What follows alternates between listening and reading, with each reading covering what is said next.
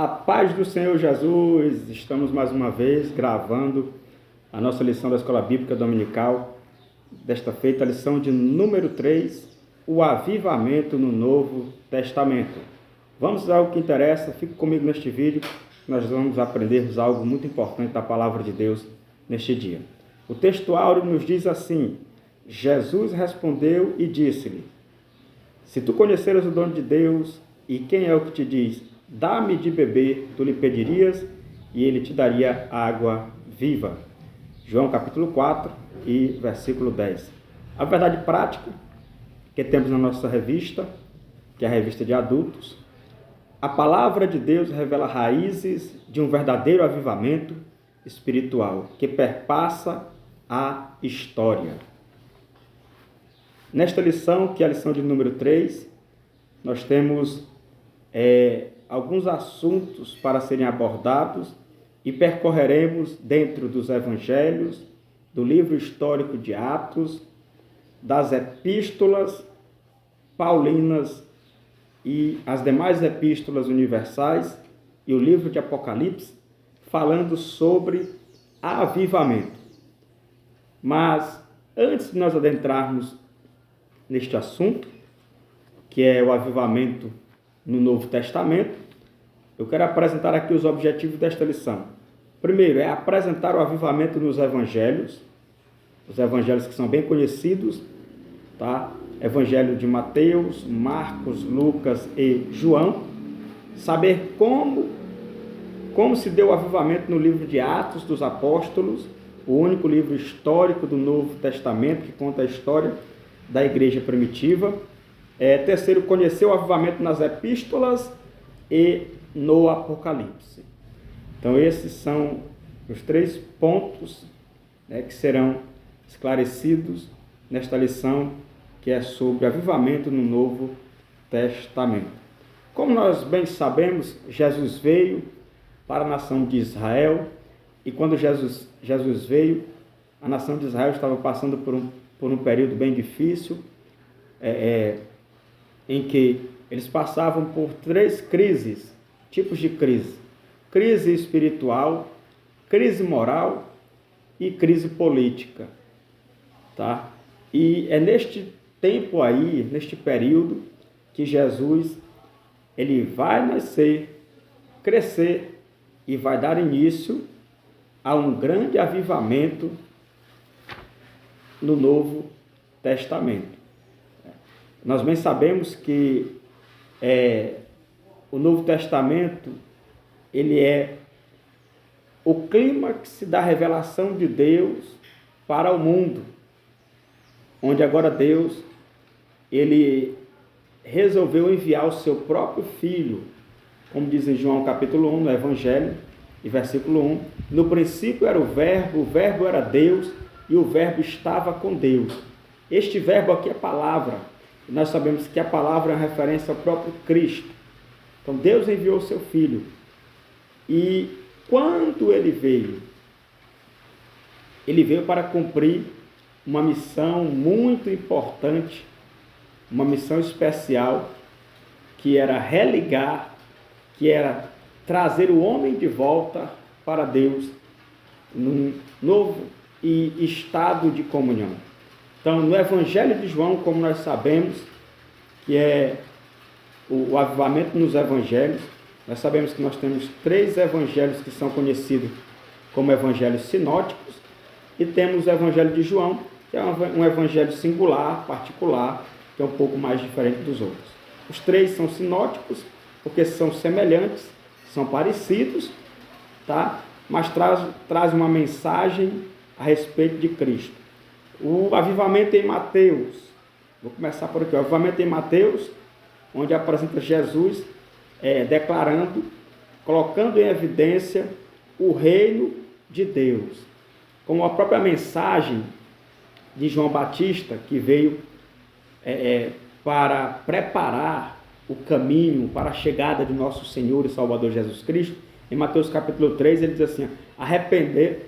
A palavra diz assim: e apareceu João Batista pregando no deserto da Judéia, dizendo: arrependei-vos dos vossos pecados, que é chegado o reino de Deus.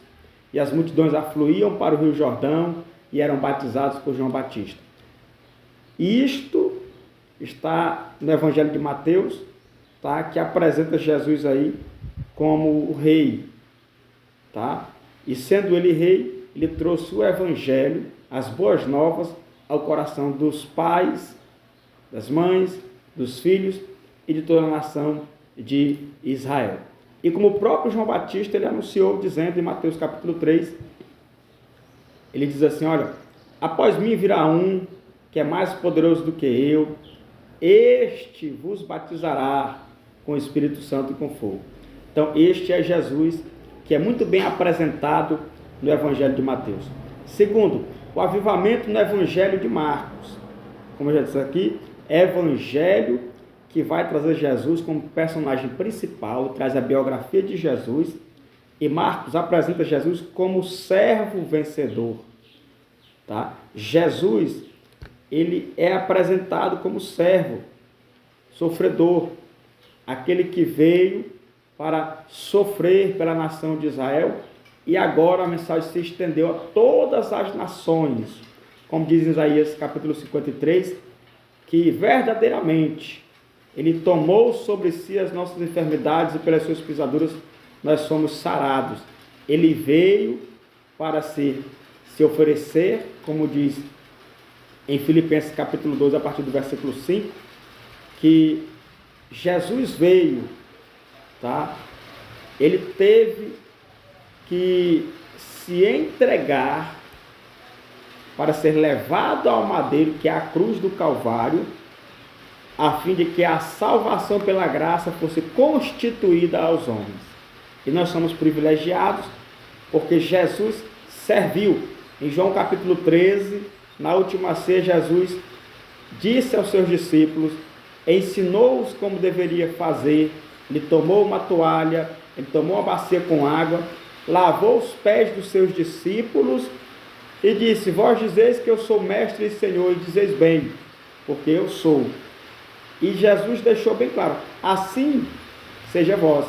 Aquele que quer ser maior dentre vós, que sirva aos seus irmãos. Então, Jesus, ele veio para servir, graças a Deus, que foi através dele, e é ele, por meio dele, como diz em Efésios capítulo 2, versículo 8, pela graça vós sois salvos, isto não vem de nós, é dom de Deus, é um presente de Deus. Segundo,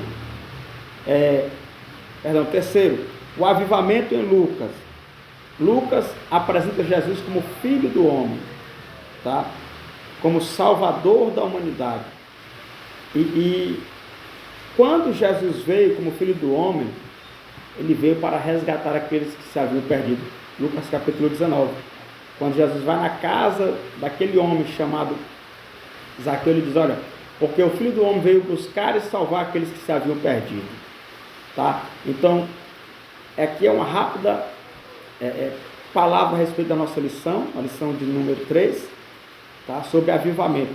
O avivamento no Evangelho de João, que é um evangelho particular, um evangelho singular, foi escrito pelo apóstolo do amor, que é João, apresenta uma situação, um texto, onde Jesus dialoga com uma mulher samaritana, uma mulher pecadora, uma mulher que não tinha vez na sociedade, uma mulher que ela, quem sabe, era excluída, e Jesus dialoga com ela, conversa com ela, traz uma mensagem de Deus para ela, falando sobre o verdadeiro avivamento que está nele, que ele é a fonte, que ele é a água, fez com que a mulher desejasse beber da água, e isto mudou a vida daquela mulher, e a mulher reconheceu, dizendo, eu vejo que tu és profeta, Senhor. E Jesus começou a falar da vida daquela mulher, falou a quantidade de maridos que ela havia tido, e ela foi e declarou o que estava no seu coração, dizendo, assim, Senhor, eu sei que quando Cristo vier, Ele mudaria tudo. E Jesus disse assim, eu sou aquele quem fala contigo. Tá? E a partir dali, a vida daquela mulher samaritana mudou. Porque o verdadeiro avivamento que está nos evangelhos, Mateus, Marcos, Lucas e João, a mensagem divina é cristocêntrica, Cristo no centro, e esta mensagem que era pregada por Jesus era uma mensagem com autoridade, que mudava a vida das pessoas. Então, nós não precisamos viver um evangelho de aparência, um evangelho light, apenas para que as pessoas nos vejam no formalismo, nos tenham em estima. Não, Senhor. Nós precisamos viver um evangelho na íntegra, mas principalmente que seja um evangelho na prática, para que as pessoas, ao olharem para a igreja de Cristo, o corpo de Cristo, elas percebam que há algo diferente e que realmente nós somos não somente ouvintes dos princípios de Deus, mas cumpridores daquilo que Deus estabeleceu.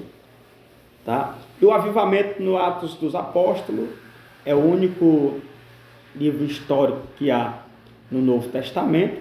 Nós sabemos que ali a igreja em Atos, ela estava orando depois da ascensão de Jesus, que Jesus foi levado aos céus. Eles ficaram ali em um cenáculo, orando ao Senhor, buscando ao Senhor, buscando a presença do Senhor, para que o Senhor cumprisse a promessa que ele estabeleceu em Joel capítulo 2, versículo 28, verdadeiro avivamento com a descida do Espírito Santo, e em Lucas capítulo 24, versículo 49, onde a palavra do Senhor vai nos dizer que Jesus disse para ele: não se ausentais de Jerusalém até que do alto sejais revestidos de poder, porque esta foi a promessa que vocês ouviram de meu Pai e que eu vos disse. Então eles foram para lá, para Jerusalém, para receber o cumprimento de uma promessa, que era a promessa de um grande avivamento, como aconteceu. Então, características de um verdadeiro avivamento no Novo Testamento. Primeira característica, presença de Deus. A igreja primitiva, ela foi uma igreja que era cheia da presença de Deus. Cheia da presença de Deus. E esta presença é revelada através das virtudes que a igreja tem: caráter, compromisso com a obra, cuidado com a palavra, cuidado e amor com o próximo, fazendo boas obras. Então, a igreja primitiva viveu um momento especial de um verdadeiro avivamento no Novo Testamento. E a igreja moderna, ela precisa urgentemente retornar para Deus. Deus nos convoca para um verdadeiro avivamento. Mas para tanto, nós precisamos orar, nós precisamos buscar a face do Senhor, nós precisamos nos humilharmos, nos arrependermos, nos convertermos às nossas más decisões, nos voltarmos de fato de direito para a presença do Senhor, para que possamos viver esse avivamento genuíno, para que a obra de Deus, para que a grande igreja do Senhor, ela passe a vivenciar momentos de glória, de poder na presença do Senhor. Por isso que nos voltarmos para a palavra é essencial e de suma importância para vivermos um grande avivamento.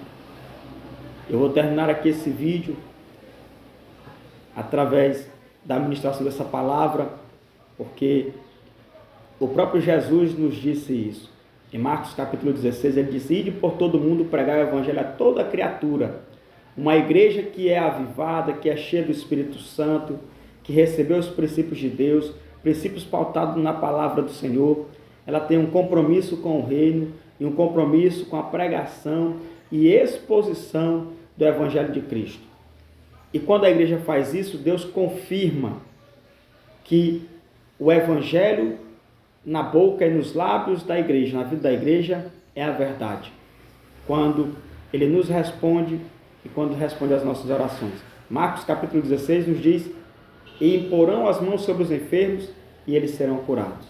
Eu quero orar por você no nome de Jesus, porque eu sei que Jesus pode mudar a tua situação, Jesus pode fazer um milagre na tua vida, Jesus pode te curar.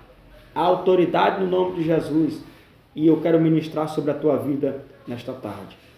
Oremos ao Senhor para que Deus te abençoe, para que Deus te prospere, para que Deus abençoe a tua família, para que Deus seja contigo. Soberano Deus, querido Pai, Deus, mais uma vez me direciona ao Senhor, reconhecendo, ó Deus, que nós não temos, nós não fazemos, que quem tem para dar, quem faz é o Senhor. Então, em nome de Jesus, meu Pai, opera poderosamente na vida destas pessoas que estarão assistindo a esta videoaula. E que em nome de Jesus, porque é no Teu nome que há poder, é no Teu nome que há autoridade, e é o Senhor que cura. Então, em nome de Jesus, que o Senhor abençoe esta pessoa com a bênção da cura, da prosperidade, no relacionamento, no casamento, na família e também na área espiritual e financeira. Em nome de Jesus Cristo, nós te oramos e te agradecemos. Amém. Não esqueça de deixar o joinha, não esqueça de comentar os nossos vídeos, compartilhar, você que é inscrito, ative o sininho das notificações, e você que não é inscrito, se inscreva no nosso canal, o canal Só Palavra, nós só falamos a palavra de Deus. A paz do Senhor, até a próxima.